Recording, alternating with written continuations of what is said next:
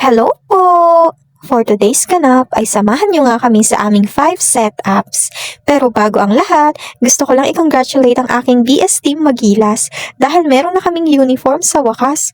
Napakaganda at elegante ng design and ng pagkakagawa. Special thanks to our ante from DLM Printing Services. Thank you so much po, Auntie Daisy! Actually, di pa talaga dapat namin ito masusuot today. Kaya lang ay sabi ko kung pwedeng makuha na kahapon pa lang para maisuot na nga today sakto at may Clark setup kami at 5 ang setup. And tada! Kahit wala pang ang labay, isinuot na namin. Excited din naman kaming lahat. Maaga nga ang call time ng first setup namin and sa loob nga ng Clark ang first venue. 5 AM pa nga lang ay nasa bahay na sila. Then 5:30 AM ay nasa meeting place na kami ng sasakyan ng paglalagyan ng mga gamit for setup. Pero actually ay nauna na nga kahapon ng ibang mga gamit like backdrops.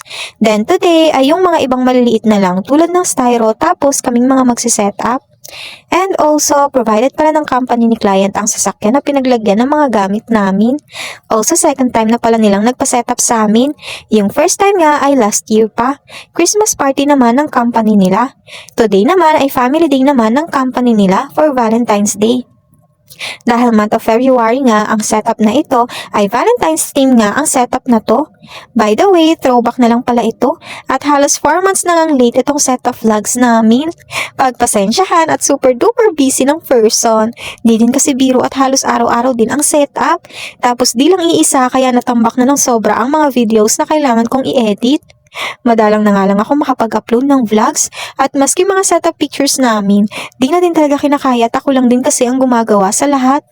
Anyways, back to this setup nga, Valentine's theme nga ito for Family Day of TRS Family. TRS Company. Special thanks po pala again sa kapatid ng asawa ng aming cater from Ato and George Catering Services. Thank you Ma'am Nova for considering me as your event stylist for the second time. Super bait pa ng company kasi sila mismo ang nag-adjust makuha lang kaming maging stylist nila. Nagustuhan kasi nila yung setup namin ng Christmas party nila last year. Kaya kami na lang din daw ang mag-setup for their family day celebration. Thank you so much po talaga kasi kahit di namin carry ang setup sa Clark dahil wala pang 4 wheels, ay kayo mismo ang nag-offer ng service para sa amin. Super thank you po talaga. And siya nga pala, pati sounds and lights before ay sila din ang sounds and lights again for today's event. Thank you so much po, EB Lights and Sounds, sa paggawa ng paraan para makasama kami ulit sa event. Na-miss po namin kayo. Di nga lang kami nakapag-banding sa mismong event kasi 5 nga ang setup. After kasi ng setup namin dito ay diretso uwi na kami para pumunta naman sa mga next setup namin yan.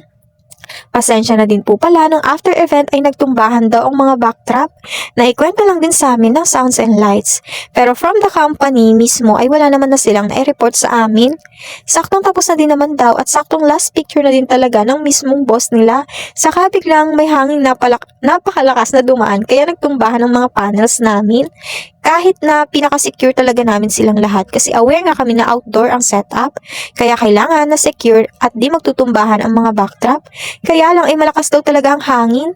Pero anyways, thank God at wala namang nasira at nasaktan sa pangyayari. And here's the final look po. Napahaba nga masyado ang vlog na ito pero worth it naman. At super nag-enjoy din ako sa pagkukwento. Ayun lang naman po at hanggang dito na lang. Sa wakas at na-upload na din. Thank you po and bye-bye!